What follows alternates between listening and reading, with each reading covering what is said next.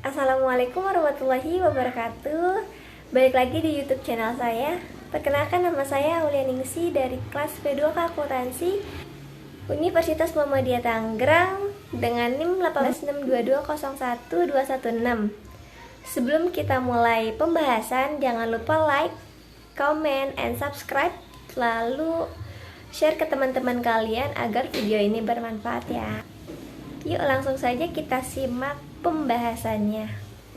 Uji validitas adalah ketetapan atau kecermatan suatu instrumen dalam pengukuran.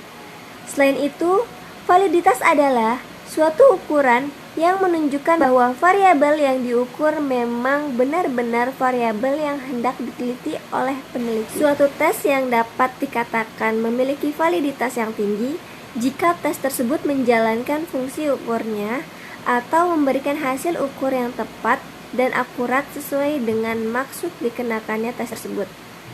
Suatu tes menghasilkan data yang tidak relevan dengan tujuan diadakannya pengukuran dikatakan sebagai tes yang memiliki validitas rendah.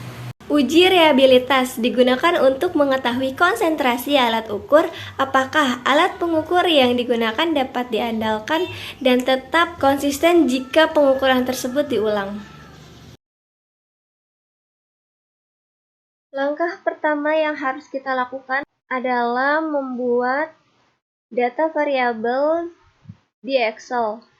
Data tersebut meliputi data variabel clean accounting sampai dengan just in time.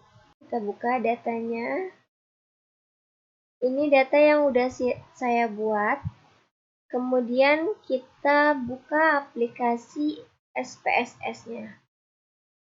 Kemudian kita klik tabel variable view. Dan data yang sudah kita buat di Excel, kita copy paste di tabel variable view. Kita copy yang variabelnya aja. Seperti ini datanya. Kemudian pastikan measure ini dalam posisi skala. Kita ubah dulu ya menjadi skala. Kemudian pastikan kolom desimal ini dalam posisi 0. Ini kita rubah dulu ya.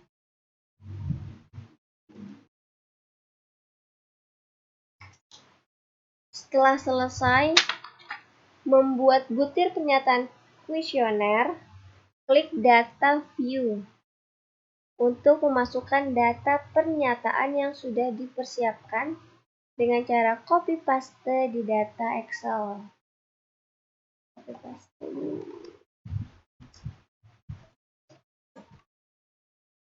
Kemudian paste. Setelah data sudah diinput, maka tahapan selanjutnya adalah melakukan uji validitas dan uji reliabilitas.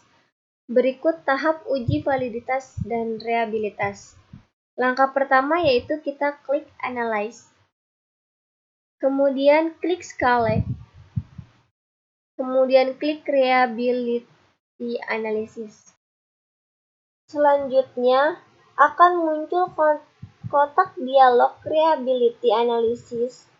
Blok butiran pernyataan untuk setiap variabel. Kemudian masukkan ke dalam kotak items.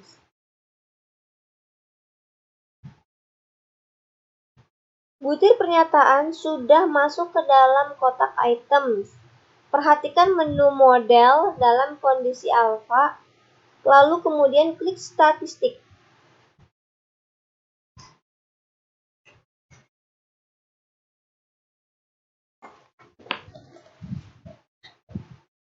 Maka akan muncul kotak dialog Reliability Analysis Statistik.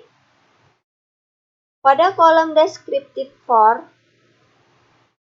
kita pilih yang ketiga, yaitu skala if item delete. Kemudian inter item kita klik yang pertama.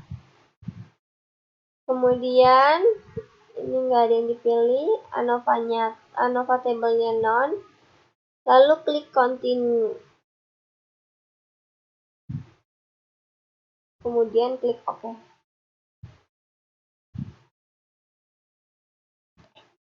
Inilah output yang dihasilkan. Kita lihat.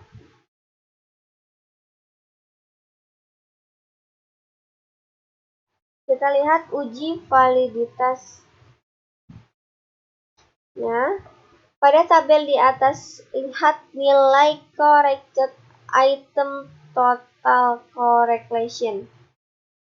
Nilai tersebut adalah nilai validitas butir pernyataan.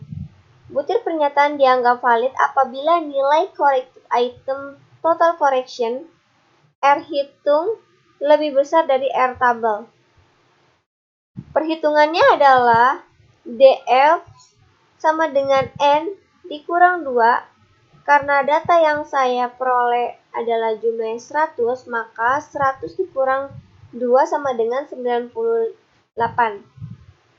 R tabel untuk DF-nya adalah 98 dengan alfa 5% sebesar 0,197.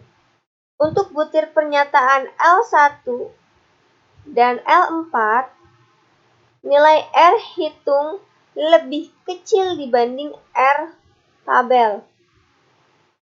Maka butir pernyataan tersebut tidak valid. Kemudian untuk butir pernyataan selain L2, L3, L5, L6, L7, dan L8, nilai R lebih besar dibanding R tabelnya, maka butir pernyataan tersebut valid. Nah, untuk mengetahui kevalidan atau kesesuaian kuesioner yang peneliti gunakan untuk memperoleh data dari para responden, maka lakukan dengan cara yang sama tahapan ini untuk variabel-variabel yang lain. Yang kedua itu uji reliabilitas variabel. Kita klik, ini dia. Pada tabel di atas, nilai current batch alpha 0,648 lebih besar dibanding 0,197. Maka dapat disimpulkan kuesioner yang digunakan dalam penelitian ini secara keseluruhan bersifat reliable.